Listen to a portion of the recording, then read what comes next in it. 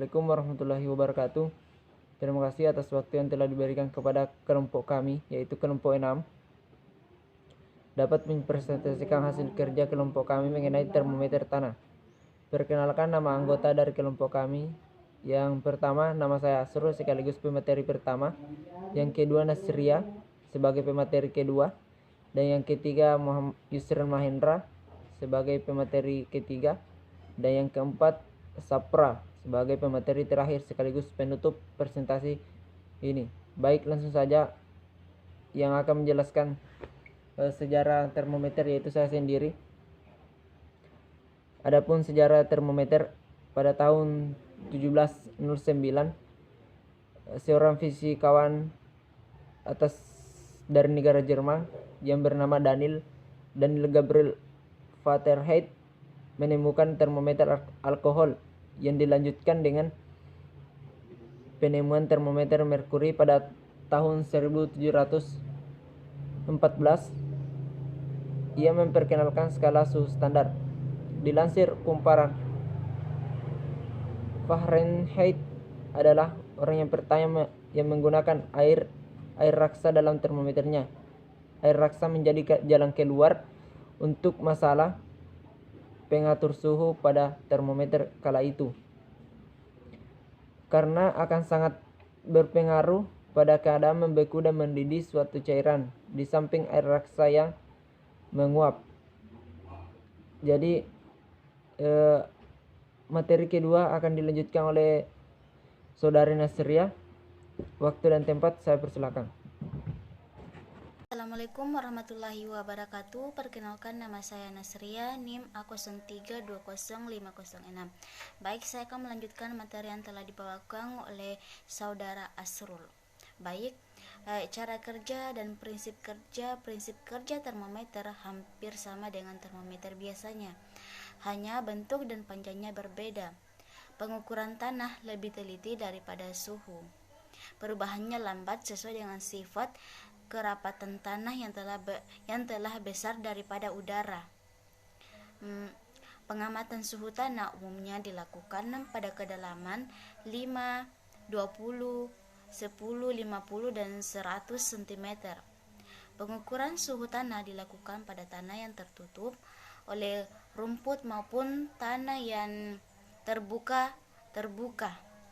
Nah, pengukuran biasanya dilakukan dengan area stasiun pengamatan. Area ini dijaga agar tanah di sekitarnya tidak terganggu, tidak ternaungi maupun tergenang air. Bismillahirrahmanirrahim. Assalamualaikum warahmatullahi wabarakatuh. Saya ucapkan terima kasih kepada moderator. Baik, saya akan melanjutkan materi yaitu bagian-bagian dari alat termometer tanah. Bagian-bagiannya yaitu terdiri beberapa bagian. Yang pertama itu pipa pelindung atau biasa juga disebut mounting. Kemudian ujung besi penunjuk. Kemudian penekan tusukan. Kemudian termometer tahap 1. Kemudian bagian yang terakhir yaitu termometer tahap 2. Jadi pada prinsipnya termometer tanah ini sama dengan termometer air raksa yang lain. Hanya saja pengaplikasiannya itu digunakan untuk mengukur suhu tanah yang dengan kedalaman 0,2, 5, 10, 20, 50, bahkan sampai 100 cm. Jadi mungkin itu saja yang bisa saya sampaikan mengenai bagian-bagian dari alat termometer tanah. Saya kembalikan ke moderator. Assalamualaikum warahmatullahi wabarakatuh. Perkenalkan, nama saya Sapra, NIM A032052, Prodi Agroekoteknologi kelas B. Baik, di sini saya akan melanjutkan materi dari fungsi dari termometer tanah. Termometer tanah atau biasa disebut dengan soil thermometer adalah sebuah termometer khusus dirancang untuk mengukur suhu tanah. Alat ini berguna pada pencemaran tanaman dan juga digunakan oleh para ilmuwan iklim, petani dan ilmuwan tanah. Suhu tanah dapat memberikan banyak informasi yang bermanfaat,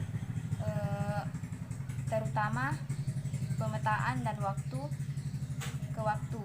Adapun ciri-ciri dari termometer tanah adalah pada bagian skala dilengkungkan, namun ada juga yang tidak dilengkungkan.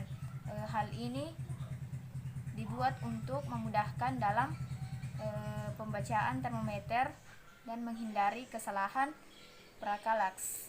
Adapun kekurangan dan kelebihan pada alat ukur termometer. Yang pertama, kelebihan mudah dapat praktis di bawah sederhana. Dalam mengoperasikan, hanya saja tanah yang akan diukur harus ditata terlebih dahulu. Alat ini mudah dilihat skalanya setelah ditanam karena bentuknya bengkok. Dan kekurangannya yaitu kemampuan terbatas hanya untuk mengukur suhu di atas permukaan bumi dan harus menggunakan bor untuk melubangi tanah sekitar 20 cm karena hanya dapat mengukur pada kedalaman tersebut. Mungkin hanya itu yang dapat kami presentasikan dari kelompok 6. Kurang dan lebihnya mohon dimaafkan. Saya akhiri, wabillahi taufiq wal hidayah. Wassalamualaikum warahmatullahi wabarakatuh.